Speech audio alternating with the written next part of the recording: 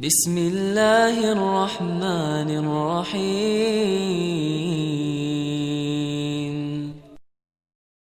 Kita kan mengaku mengikuti para sahabat. Apa sifat para sahabat yang termaktub di dalam Al-Quran? Apa sifat para sahabat yang dipuji langsung oleh Allah Subhanahu wa Ta'ala? Di antaranya adalah dalam surat Al-Fatah ayat terakhir ketika Allah berfirman, Muhammadur Rasulullah, Muhammad adalah utusan Allah, walladzina ma'ahum asyidda'u 'alal kuffar ruhama'u bainahum. Muhammad utusan Allah dan orang-orang yang berada di sisi beliau, siapa mereka? Sahabat. Apa sifat mereka? Asyidda'u 'alal kuffar, tegas dengan orang kafir dan sangat menyayangi umat Islam, saling menyayangi di antara mereka, menyayangi orang-orang yang beriman. Ruhama'u bainahum. Sudahkah kita memiliki sifat rahmat dengan saudara kita? Sudahkah kita menyayangi teman sepengajian kita? Sudahkah kita menyayangi ustadz-ustadz kita? Sudahkah kita menyayangi tetangga kita? Sudahkah kita menyayangi keluarga kita? Katanya mengikuti para sahabat. Ini sahabat. Ini karakter dan sifat para sahabat, sayang dengan orang-orang yang beriman. Masalah apa ini? Masalah akhlak. Oleh karena itu hadirin yang dirahmati oleh Allah, ketika kita masuk ke dalam manhaj ini, masuk ke dalam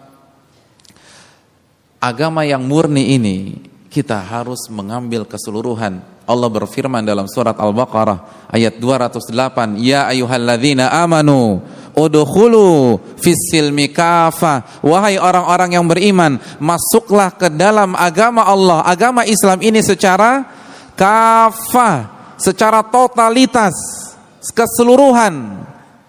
Bukan hanya masalah akidah, walaupun akidah masalah pokok dan tidak perlu diperdebatkan lagi masalah ini. Bukan hanya dalam masalah ibadah, namun setelah akidah, setelah ibadah, jangan lupakan masalah akhlak. Jadi Ahlus Sunnah harus dikenal oleh musuh-musuhnya orang yang punya akhlak. Iya sih, memang mereka mengatakan tawasul itu syirik, tetapi akhlaknya itu baik-baik. Harusnya komentar musuh kita tuh seperti itu. Tapi kalau sama saya senyum, kalau ada orang susah dibantu sama mereka. Jadi itu harusnya opini yang ada ketika masyarakat membicarakan Ahlus Sunnah wal Jamaah. Karena Ahlus Sunnah wal Jamaah adalah orang-orang yang menjunjung tinggi akhlak yang mulia. Makanya hadirin yang dirahmati oleh Allah Subhanahu wa Ta'ala, kita tahu bersama orang kafir Quraisy itu tidak bisa menyentuh Nabi dari sisi akhlak, tidak bisa mengkritik Nabi dalam masalah akhlak. Mereka bisa mengadakan perlawanan dalam masalah akidah, tetapi masalah akhlak tidak. Karena gelar Nabi yang mereka sematkan sendiri adalah Al-Amin, orang yang dapat dipercaya.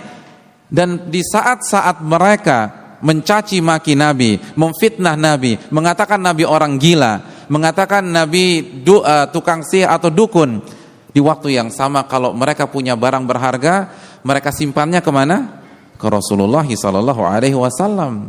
Pernah lihat ada orang gila dikasih uang? Tidak ada, kecuali orang yang difitnah gila pada masa itu, namun pada waktu yang sama mereka justru meletakkan uang mereka, barang mereka, harta mereka kepada Nabi kita SAW yang mereka katakan gila dengan lisan-lisan mereka. Ini pertama dalam sejarah dan mungkin terakhir dalam sejarah. Tidak ada seorang musuh yang menaruh barang berharganya kepada musuhnya, kecuali musuh Nabi kepada Rasulullah SAW. Ini menunjukkan akhlak beliau itu tidak tercela. Jadi diakui kawan maupun lawan. Nah, sudahkah musuh kita mengakui akhlak kita? Itu pertanyaannya. Sudahkah ahlul bid'ah mengakui akhlak kita? Itu pertanyaannya.